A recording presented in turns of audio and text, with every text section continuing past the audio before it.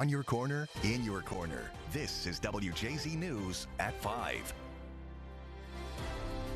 A traffic stop ending in a shooting. A man was shot by police after he dragged an officer with his car near downtown. Welcome to the news at 5. I'm Nikki Zizaza. And I'm Denise Koch. Tonight, the man is in custody and the officer, thankfully, only suffered a minor injury. WJZ is live tonight. Casey Baylor is live on your corner from Baltimore Police Headquarters. And Casey, some say the officer should have handled things differently. Yeah, we heard from several people who say they don't think what the driver did was right, but they also don't think the officer should have fired his weapon. They believe there should be another approach to the situation, but also want to get you some more information. Baltimore police identified that driver as 29-year-old Marquise Wells, and he faces multiple charges, including reckless endangerment and assault. Literally, our office is right there, so that is kind of crazy. Justin Webster says he and his coworkers had just left the office at Finray Solar when a Baltimore police officer stopped a driver Wednesday night near the intersection of Franklin and Utah Streets.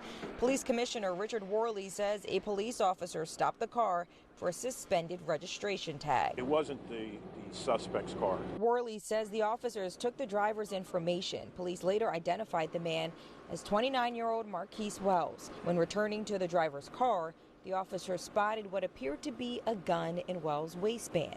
When the suspect was questioned as to what it was, he said it was a clip. Worley says the officer commanded Wells to put his hands on the wheel as the officer reached for the gun. Wells then took off, dragging the officer. The officer fired at least one shot, striking Wells, who then drove himself to the hospital. Once released from the hospital, police arrested and charged him. Just let the guy go. Get his tag number. You know what I mean? Following Wednesday night's shooting, some say it was wrong for the driver to drag the officer with the car. However, they argue there are other ways to de-escalate situations like this. I'm saying if your nephew was dragging you, you wouldn't shoot him. You figure out a different way to solve that problem because you love. Cops need to start loving the community and start loving people so they can figure out how to figure out a solution that's less violent. The police, they do have systems in place to where they should be able to call reinforcement or something to where they don't have to get to that point. Because I don't know, I just think it didn't have to get to that point.